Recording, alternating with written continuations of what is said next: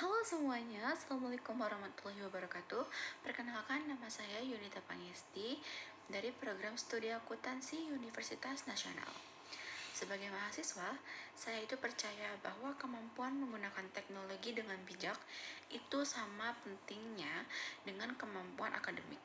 Oleh karena itu, pada video kali ini, saya akan membahas bagaimana penerapan literasi digital dapat dilakukan dalam kehidupan sehari-hari di kampus maupun di lingkungan sekitar.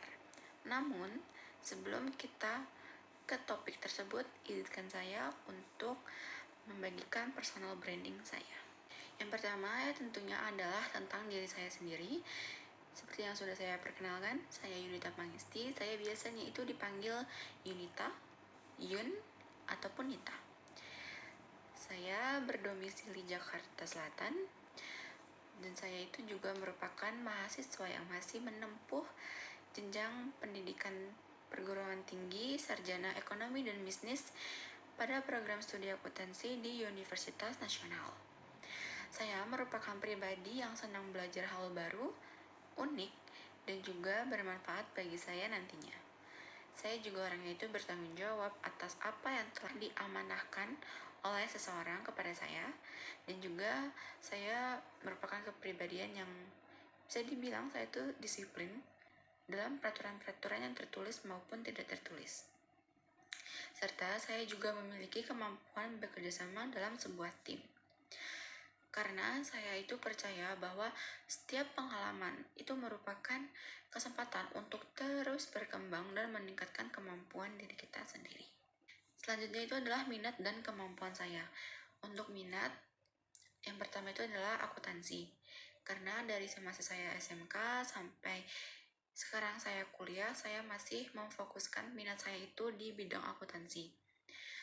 Karena saya itu ingin melihat dan mempelajari lebih lanjut bagaimana sih cara pengelolaan keuangan yang benar, terus juga penyusunan laporan keuangan yang secara teliti yang benar itu gimana.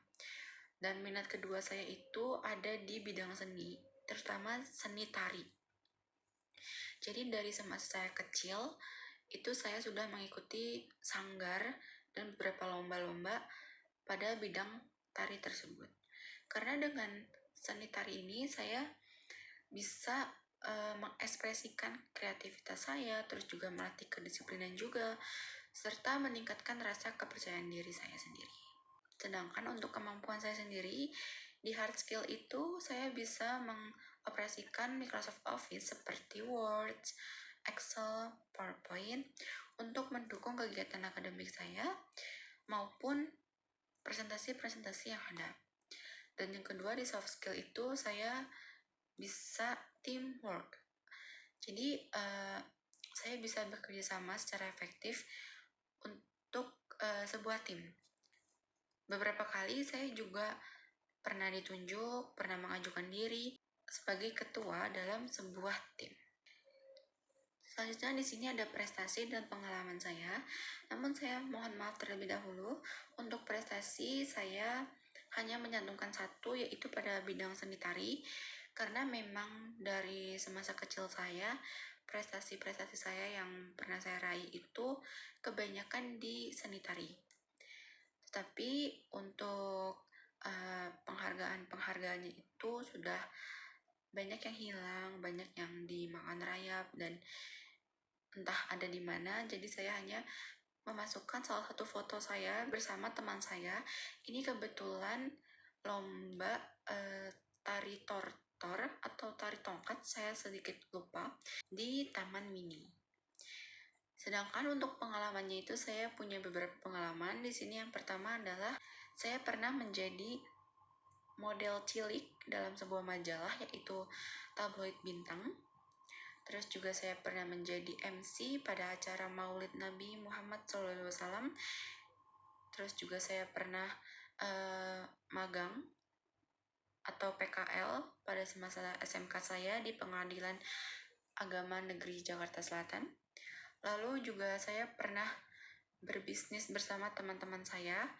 Jadi saya dan ketiga teman-teman saya itu waktu semasa SMK dengan 3 periode pernah mempunyai bisnis keripik pangsit dengan beberapa varian rasa yang dikemas sebagus mungkin dengan nama brandnya itu adalah Pangsit Go. Selanjutnya juga saya pernah lomba membaca puisi sebagai perwakilan kelas semasa SMK pada acara memperingati Sumpah Pemuda bersama teman saya.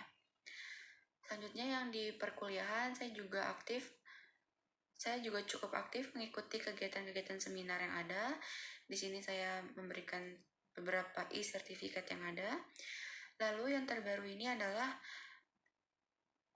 Entrepreneur Exhibition. Kemarin pada tanggal 23 Juli 2026, saya dan keempat teman-teman saya itu membuat sebuah produk Eco, yaitu Eco Mini Notebooks dari serat kulit jagung yang kami olah menjadi mini notebook. Di sini saya punya moto yaitu Never stop learning because every experience is an opportunity to grow. Jadi dengan moto tersebut, dalam diri saya menerapkan kalau ada hal baru, kenapa nggak mau coba? Gitu. Nah, dari semasa saya belajar literasi digital selama 1 semester ini, saya itu memahami bahwa penggunaan teknologi itu tidak hanya berkaitan dengan kemampuan mengakses informasi, tetapi juga tentang bagaimana kita itu bersikap bijak, kritis, serta bertanggung jawab dalam dunia digital. Saya belajar untuk memverifikasi informasi sebelum membagikannya. Juga saya belajar bagaimana cara menghargai hak cipta, menjaga privasi,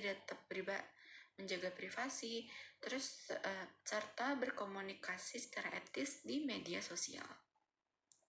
Pembelajaran ini membuat saya lebih sadar bahwa setiap aktivitas digital itu memiliki dampak, sehingga sebagai mahasiswa saya perlu memanfaatkan teknologi secara positif untuk mendukung proses belajar, berkolaborasi, dan memberikan manfaat bagi lingkungan sekitar.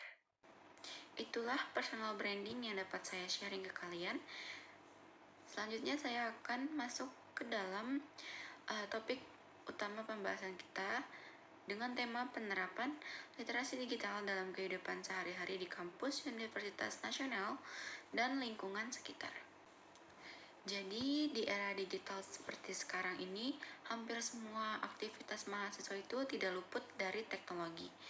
Mulai dari mencari referensi tugas, terus juga mengikuti perkuliahan, berdiskusi melalui grup kelas, hingga mengakses informasi melalui media sosial.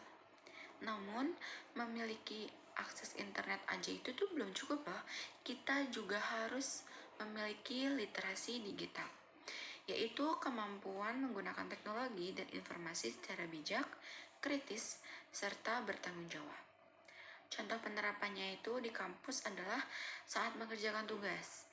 Nah, biasanya nih sebelum menggunakan informasi dari internet, kita tuh perlu memastikan bahwa sumber tersebut itu bukan berasal dari sumber yang tidak benar.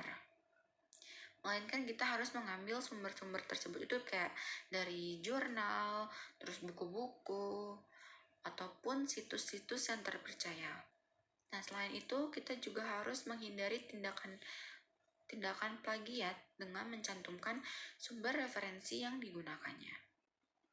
Untuk di lingkungan sekitar, literasi digital itu juga dapat diterapkan dengan tidak langsung mempercayai atau menyebarkan berita yang belum jelas kebenarannya.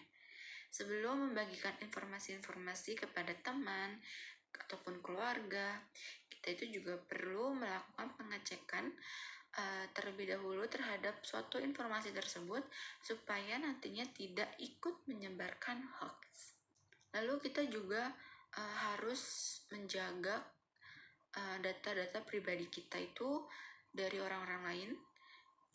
Contohnya itu seperti membagikan password, terus juga membagikan kode OTP, terus informasi-informasi lainnya yang orang lain itu bisa saja akses tanpa sepengetahuan kita. Berdasarkan referensi yang saya ambil, yaitu dari Diksa Jurnal Pendidikan Bahasa dan Sastra Indonesia tentang tingkat literasi digital mahasiswa Indonesia yang disusun oleh Nafriyanti dan kawan-kawan pada tahun 2022. Dalam penelitian mereka, kemampuan literasi digital itu tidak hanya mencakup penggunaan teknologi, tetapi juga kemampuan berpikir kritis dalam memilih dan mengevaluasi informasi yang diperoleh. Sebagai mahasiswa, tentunya kita memiliki peran untuk menjadi pengguna teknologi yang cerdas, bertanggung jawab, dan beretika. Dengan menerapkan literasi digital dalam kehidupan sehari-hari, kita itu dapat memanfaatkan teknologi secara positif sekaligus mengurangi penyebaran informasi yang salah. Sekian video dari saya. Terima kasih telah menyaksikan video ini. Semoga bermanfaat. Wassalamualaikum warahmatullahi wabarakatuh.